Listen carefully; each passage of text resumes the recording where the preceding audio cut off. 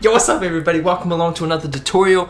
This one is about vocal chops. Now don't worry, I will finish the UK based one very soon, probably next Sunday. But in the meantime, I've discovered this cool vocal chop technique. It honestly takes the headache and the pressure out of like creating vocal chops. You gotta first get them into a cool vocal chop style, and then you gotta do the melody, and it's just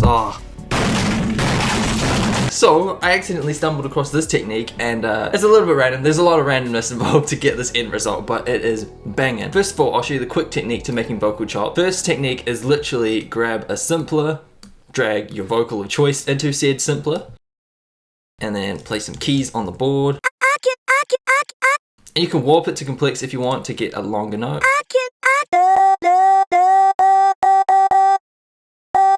And then drag the tail end so it cuts it off there.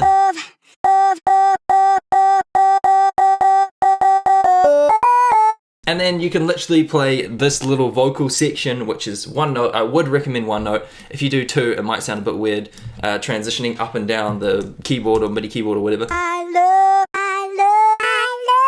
So just try to keep it one note. And then you can chuck some effects like OTT, reverb, saturator, all my favorites. And then the next thing you'd want to do is find out which pitch that is.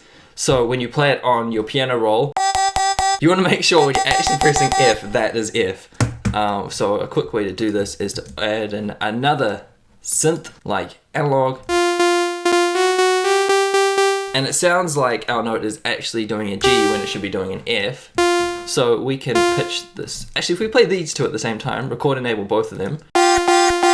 And we can get these two to match, go into the controls for the simpler. Sound good now, we can turn off the analog, and then it'll actually be doing the right notes in the piano roll as we press them. Anyway, so that is option A. I think I've done a tutorial on that way back ago, but yeah, I just wanted to cover that before we get into the main event. This was the opening act, now it's time for the headliner. Shit man, I forgot what I was gonna do. We will get a new simpler, and we will also drop said vocal into this simpler. You can use any vocal. My recommendation would be a vocal that has lots of pitch variance, so it's not just doing like long consistent notes, it's doing like little itty bitty notes all over the place, because what we're going to do now is hit slice, and our simpler will mark all these different transient points, which is typically where a new note should begin. So we can also play this on the keyboard. Now honestly, you could chuck an OTT saturator on that and then try actually play the notes to get it to sound cool, but that's not what we're about today. We're taking the stress out of the vocal chop melodies, because this is where it gets crazy. So go into MIDI effects, arpeggiator, and then change it to honestly whatever you want. I found converge to be really good. We're going to leave that as an 8th, and then basically what we're going to do is select 8 bars, and then we could just draw in some chords. If you probably didn't need 8 bars, probably go with 4. There and there. Maybe have 4 notes, so maybe there.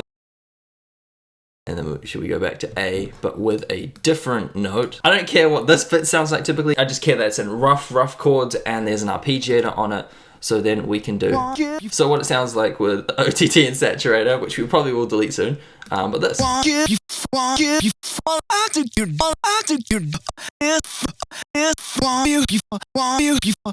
There's a lot of like, which may or may not want, depend on your vocal style. Something cool I like to do is change the playback from mono, I'm assuming monophonic, to through.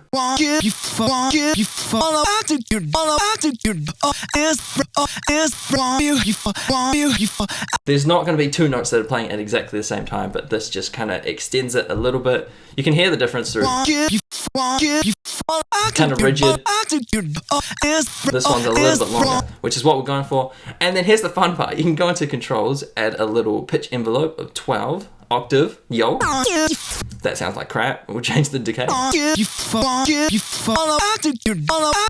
Sweet, and then the last thing which we, no, not the last thing, it's one of the last things. And then something else we're gonna do is up the pitch. This is where the squeaky high pitch vocal chops come in. Gonna add some reverb just in case. So this is the fundamental section we have. We've built up our arpeggiator, our simpler, and then chucked a few effects. That's not really needed until later, but I kind of just like putting it on so we can gauge an idea of what it's going to sound like later. We've got the pitch envelope and we've upped the pitch even more. So from here, it's just a matter of tweaking these events and finding a sequence that fits so we can change the chords up and down. No.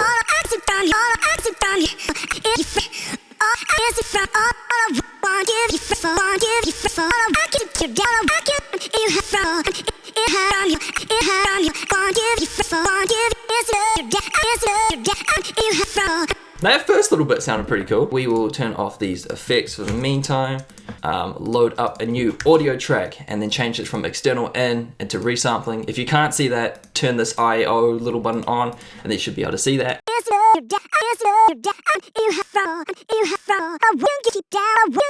cool. The first two are pretty cool. So we are going to hit record, make sure this is soloed, and then record.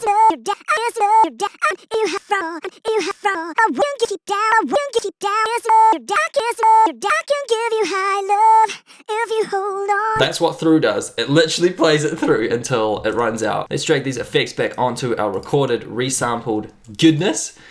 No input. Make sure warping is off.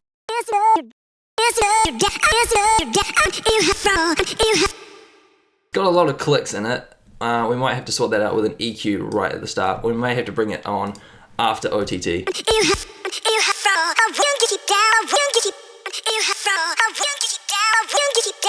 Now the third one's trash. Let's just not have that in it.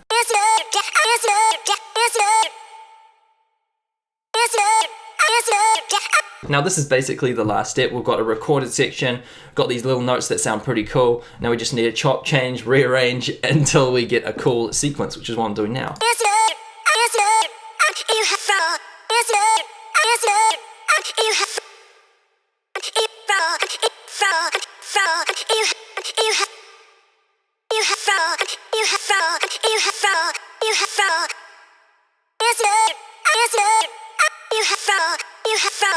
That sounds cool with some sidechain behind it, but I can't be bothered doing sidechain, so that is that. Command J, put that all in one loop, drag it to a side, and honestly that is the tutorial, but I'm going to do some more variations in case we come across something even cooler. So the glorious thing about the simpler is you can just chuck in other vocals, preferably unprocessed vocals, because we're going to do some processing later on. Yeah, that could be a good shout. Yeah, let's try that. And we go back into our original arpeggiated chords and see what this sounds like.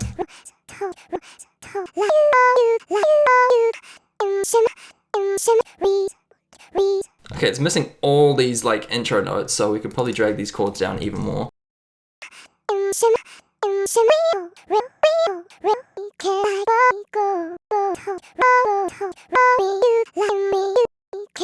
Let's turn on OTT so we can get an idea of what it sounds like.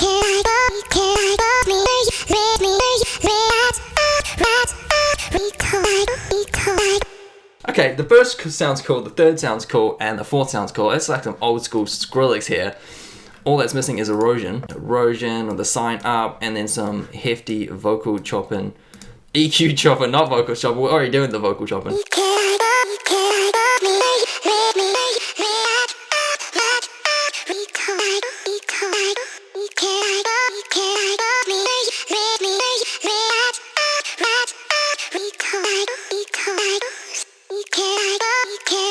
We got through on. What does mono sound like? See, it's too chopped. I'm gonna turn off the effects like so. We're gonna go back into resample, record. I like the second section, but I like converge for the rest of the section. So record this. And then go back into this, change it to converge. Trim that there, start recording here. Sweet, and then we check on these effects again. Oh, the effects are already on, my bad. Change that to auto. No, it's not, oh, there we go.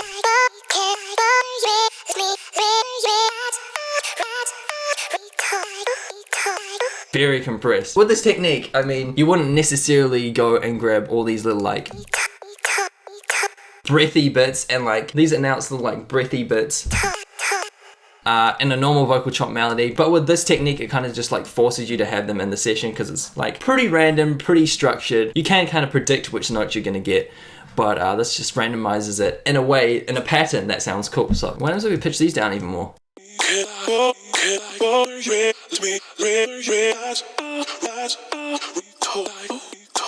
Oh, it's really sounding like Skrillex now. That's 2 tutorials in a row that accidentally sounds like Skrillex.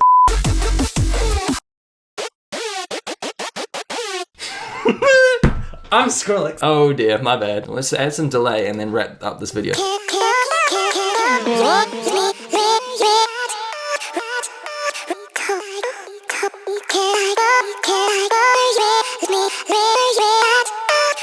See, with the pitch envelope, which we added earlier on in the simpler, if you can recall that, controls, little pitch envelope, it's adding a little bit more punch and a little bit more impact on each start of the note for the vocal chop melodies, which is pretty cool. We can accentuate that even more with the glue compressor. And just for shits and gigs, where's the vocal chain? Here. So we've got 2 inches. That is double the volume. That's exactly what I wanted.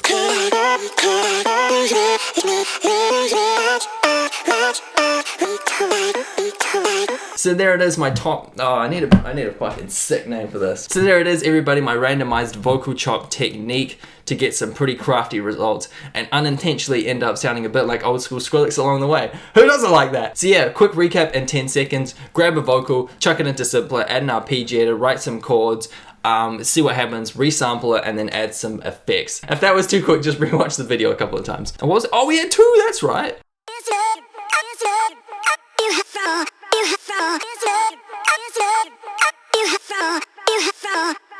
That's still pretty cool. Don't like these bits though.